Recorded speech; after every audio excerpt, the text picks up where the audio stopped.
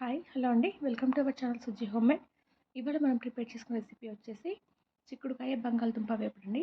మీరు దీన్ని ఎప్పట్లా కాకుండా ఇలా కొంచెం కొత్తగా ట్రై చేసి చూడండి, టేస్ట్ చాలా బాగుంటుంది.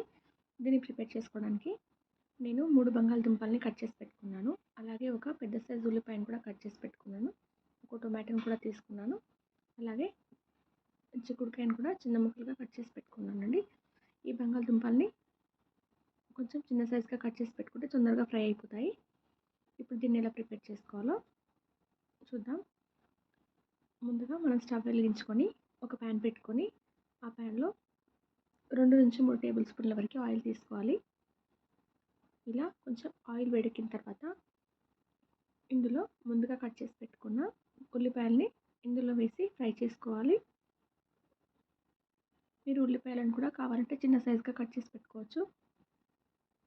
నేను ఇలా పొడవుగా కట్ చేసి పెట్టుకున్నాను. కట్ చేసి పెట్టుకున్న తర్వాత దీన్ని ఇలా ఫ్రై చేసుకోవాలి. ఈ ఆనియన్స్ ఫ్రై అయిన తర్వాత ఇందులో మనం ముందుగా కట్ చేసి పెట్టుకున్న బంగాళదుంప ముక్కల్ని కూడా వేసి వేయించుకోవాలండి. ఇది మనం ప్రిపేర్ చేసేటప్పుడు స్టవ్ని మీడియం ఫ్లేమ్లో మాత్రమే పెట్టుకోండి. చూడండి, ఇలా అన్ని బంగాళదుంప ముక్కల్ని వేసిన తర్వాత ఇలా మొత్తం ఆయిల్ పట్టేలాగా కలుపుకోవాలి. వీటిని కొంచెం ఫ్రై అవ్వనివ్వాలండి. ఈ రెసిపీ మీరు ఇంట్లో ఎలా ప్రిపేర్ చేసుకుంటారో నాకు కామెంట్ సెక్షన్లో చెప్పండి. చూడండి, ఇందులో 1.5 స్పూన్ వరకు సాల్ట్ వేసుకున్నాను నేను.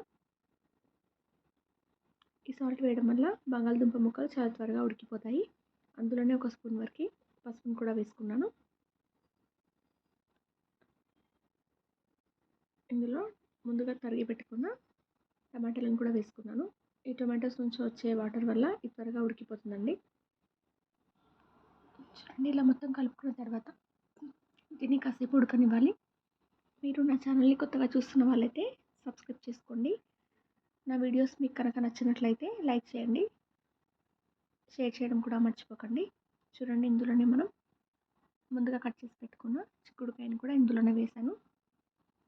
బంగాళదుంపలు కొంచెం ఉడికిన తర్వాతే మీరు చిక్కుడుకాయని వేసుకోండి. మీరు చిక్కుడుకాయ మనకి త్వరగా ఉడికిపోతుంది. చూడండి, ఇందులోనే మనం 1.5 స్పూన్ వరకు ధనియాల పొడిని, ఒక 2 స్పూన్ల వరకు కారంని వేసి కూడా ఇలాగే కలుపుకోవాలి.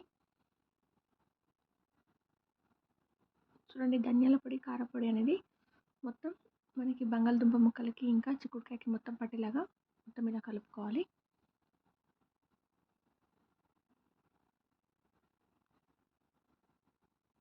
చూడండి, ఇలా మొత్తం మిక్స్ చేసుకున్న తర్వాత ఇందులోనే కరివేపాకును కూడా వేసి వేయించుకుంటున్నాను.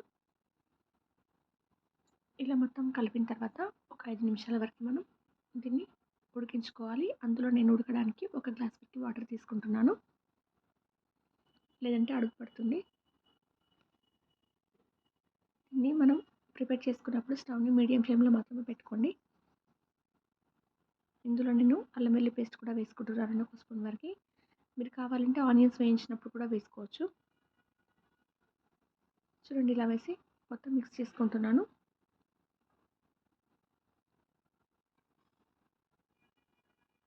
దీన్ని ఒక 5 నిమిషాల వరకు ఉడికించుకుంటే మనకి చిక్కుడుకాయ అనేది కూడా ఈజీగా ఫ్రై అయిపోతుంది. ఇందులోనే నేను నువ్వుల పొడి కూడా వేసుకున్నానండి. నువ్వుల పొడి వేసుకోవడం వల్ల ఈ కర్రీ అనేది టేస్ట్ చాలా బాగుంటుంది. కాబట్టి ఇలా ఏమన్నా వేపుడులు చేసుకున్నప్పుడు మీరు నువ్వుల పొడి కానీ పల్లి పొడి కానీ వేసుకోండి. చూడండి, నువ్వుల పొడి వేసి ఒక 2 నిమిషాల వరకు ఉడికించుకున్న తర్వాత స్టవ్ ఆఫ్ చేసి పెట్టుకోండి. చూడండి, ఎంత ఈజీగా ప్రిపేర్ అయిపోయిందో. దీన్ని చపాతీలో కానీ రైస్లోకి సైడ్ డిష్ లాగా కానీ పెట్టుకొని తింటే చాలా టేస్టీగా బాగుంటుందండి. మీరు కూడా ట్రై చేసి చూడండి. మా బేబీ ఛానల్ కూడా ఇంకొకటి ఉందండి, దాని పేరు శ్రీహర్ని డ్యాన్స్ వీడియోస్. ఆ ఛానల్కి సంబంధించిన లింక్ కూడా నేను డిస్క్రిప్షన్లో మెన్షన్ చేస్తున్నాను. ఒకసారి అది కూడా చూడండి.